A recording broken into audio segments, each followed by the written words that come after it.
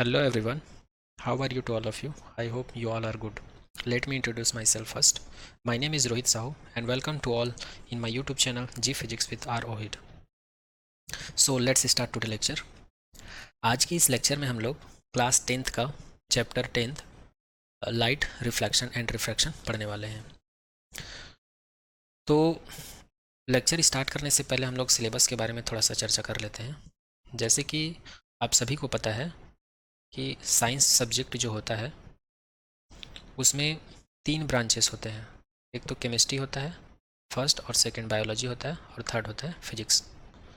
मैं अपने लेक्चर के माध्यम से यहाँ पर फिजिक्स का पूरा सिलेबस 10th क्लास का पूरा सिलेबस कवर करने वाला हूँ।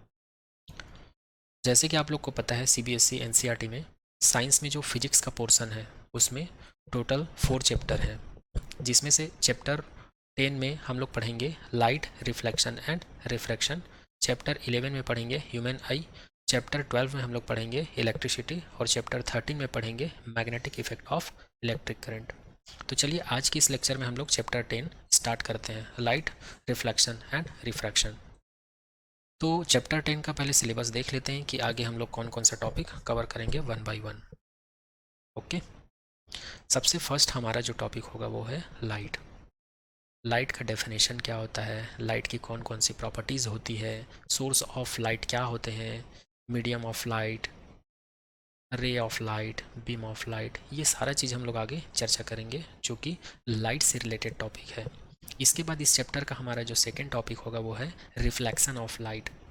रिफ्लेक्शन ऑफ लाइट जो है लाइट से रिलेटेड एक फिनोमिनन है, ये घटना है। तो सबसे पहले हम लोग इसका डेफिनेशन देखेंगे, इसका डिस्क्रिप्शंस देखेंगे। डिस्क्रिप्शन में हम लोग इसका रे डायग्राम देखेंगे और उसको कैसे डिस्क्राइब करके लिखना है उसके बारे में भी हम लोग देखेंगे। इसके बाद रिफ्लेक्शन ऑफ लाइट कितने टाइप से होते हैं इसका टाइप्स देखेंगे। उसके बाद इसका लॉ देखेंगे कि रिफ्लेक्शन ऑफ लाइट के कौन कौन से लॉज होते हैं। इसके बाद देखेंगे हम लोग इमेज। इमेज को हिंदी में बोला जाता है प्रतिबिंब। तो ये इमेज का एक्चुअल डेफिनेशन होता क्या है, इमेज कितने टाइप्स के होते हैं, इमेज की कौन कौन सी प्रॉपर्टीज़ हो सकती है। जैसे कि आप लोग को पहले से पता होगा, इमेज या तो इनलार्ज हो सकता है, डिमिनिश्ड हो सकता है, इरेक्ट हो सकता है, इन्वर्टेड हो सकता है, पॉइंट साइज हो सकता है। इन सभी प्रॉपर्टीज़ के बारे में हम लोग इस वीडियो लेक्चर में बात करेंगे। इसके बाद हम लोग देखेंगे मिरर। मिरर के बारे में सभी को पता है, लेकिन अगर आपको एग्ज़ाम में एक्चुअल डेफिनेशन लिखने के लिए बोल देंगे तो जानते सही सभी हैं लेकिन लिख नहीं पाते, एक्चुअल वर्ड नहीं मिल पाता। तो सबसे पहले हम लोग इसका डेफिनेशन देख लेंगे, उसके बाद ये कितने टाइप्स के होते हैं इसका टाइप्स देखेंगे। उसके बाद इसका जो मिरर का है, मिरर का 2 टाइप होता है, प्लेन मिरर होता है कि स्फेरिकल मिरर होता है। तो हम लोग प्लेन मिरर देखेंगे। आप लोग के सिलेबस में प्लेन मिरर से उतना क्वेश्चन नहीं बनता, मेन जो क्वेश्चन बनता है वो स्फेरिकल मिरर से बनता है। तो प्लेन मिरर को भी देखेंगे लेकिन ज़्यादा फोकस हम लोग का जो रहेगा वो स्फेरिकल मिरर के ऊपर रहेगा। तो स्फेरिकल मिरर क्या होता है, इसका डेफिनेशन देखेंगे, इसका टाइप्स और इसका यूज़ देखेंगे कि इसका यूज़ कहाँ कहाँ पर होता है। उसके बाद स्फेरिकल मिरर से रिलेटेड इम्पॉर्टेंट टॉपिक और जो इम्पॉर्टेंट डेफिनेशन है उसकी चर्चा हम लोग करेंगे। उसके बाद देखेंगे साइन कन्वेंशन। ये साइन कन्वेंशन जो है बहुत इंपॉर्टेंट है क्योंकि इसी से इस पूरे चैप्टर का मिरर से रिलेटेड जितने भी न्यूमेरिकल हैं वो यहीं से सॉल्व होते हैं। उसके बाद देखेंगे स्फेरिकल मिरर में जो इमेज बनते हैं उसके लिए कौन कौन सा रूल है, तो ये रूल आपको जानना बहुत ज़रूरी है। स्फेरिकल मिरर का अगर टाइप्स की बात करें तो ये 2 टाइप का होता है, एक होता है कॉनकेव मिरर, दूसरा होता है कॉन्वेक्स मिरर। तो कॉनकेव मिरर में इमेज कैसे बनता है उसके बारे में हम लोग चर्चा करेंगे, और कॉन्वेक्स मिरर में इमेज कैसे बनता है इसके बारे में हम लोग चर्चा करेंगे, image formation for convex mirror. इसके बाद हम लोग का नेक्स्ट इंपॉर्टेंट टॉपिक है, यहाँ से भी न्यूमेरिकल क्वेश्चन देखने को मिल जाता है एग्जाम में। तो स्फेरिकल मिरर के लिए मिरर फार्मूला देखेंगे। यहाँ पर केवल हम लोग को मिरर फार्मूला देखनी है, इसका डेरिवेशन नहीं करना। या आप लोगों को 12th क्लास में इसका डेरिवेशंस कराया जाएगा फिजिक्स में। इसके बाद हम लोग बात करेंगे लीनियर मैग्नीफिकेशन। लीनियर मैग्नीफिकेशन से हमको ये पता चलता है कि जो इमेज हमको मिल रहा है उसका नेचर क्या है, वो रियल है या वर्चुअल है, ये हमको पता चलता है। तो इस पॉइंट ऑफ व्यू से ये बहुत इंपॉर्टेंट है, यहाँ से भी क्वेश्चन देखने को मिल जाता है आपके एग्जाम में। इसके बाद इस चैप्टर का हमारा जो नेक्स्ट टॉपिक होगा वो है रिफ्रैक्शन ऑफ लाइट।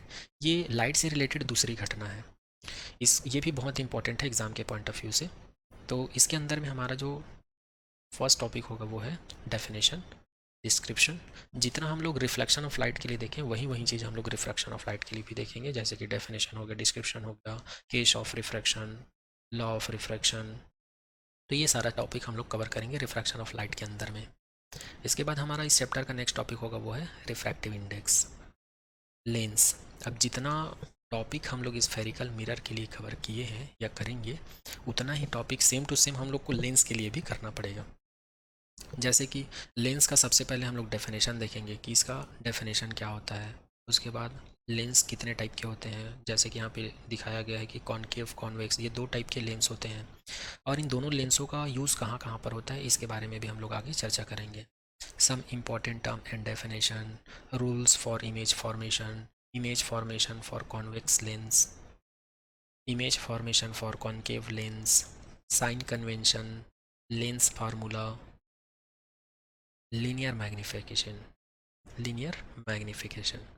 तो आप देख सकते हैं वही टॉपिक है जो हम लोग स्फेरिकल मिरर में देखे थे, या आगे हम लोग देखेंगे। इसके बाद इस चैप्टर का हमारा जो नेक्स्ट टॉपिक होगा वो है power of lens, power of combination of lenses. अगर हम लोग एक या एक से अधिक लेंसों को आपस में जोड़ दें तब उसका पावर क्या होगा, और यदि एक सिंगल लेंस है तब उसका पावर क्या होगा, ये सारी चीज़ हम लोग आगे चर्चा करेंगे इस टॉपिक के अंदर में। लास्ट टॉपिक है magnification of lens in combination. अगर आपको एक या एक से अधिक लेंस का कॉम्बिनेशन दे दिया जाए, संयोजन दे दिया जाए, तब उसका मैग्नीफिकेशंस क्या होगा, तब उस सिचुएशंस में लेंस के द्वारा हमको जो इमेज प्राप्त होगी उसका नेचर क्या होगा, इन सभी चीज़ों के बारे में हम लोग इस टॉपिक में देखेंगे। उसके बाद ये चैप्टर पूरा कंप्लीट हो जाएगा, थ्योरी पोर्शन। इसके बाद हम लोग चर्चा करेंगे आपके एनसीईआरटी बुक में जितने भी क्वेश्चंस दिए हुए हैं, क्वेश्चन की बात करें या फिर एग्जांपल की बात करें या फिर एक्सरसाइज की बात करेंगे, इसको भी हम लोग 1 बाय 1 देखेंगे आगे। ठीक है, तो ये आप लोग का चैप्टर 10 का सिलेबस है। अगर सिलेबस में किसी को कुछ डाउट हो या कुछ छूट गया होगा तो आप लोग कमेंट सेक्शन में मुझे कमेंट कर सकते हैं। ओके, तो आज के लेक्चर में यहीं तक। नेक्स्ट लेक्चर में हम लोग चैप्टर 10 का फर्स्ट टॉपिक स्टार्ट करेंगे, light. Thank you so much to all.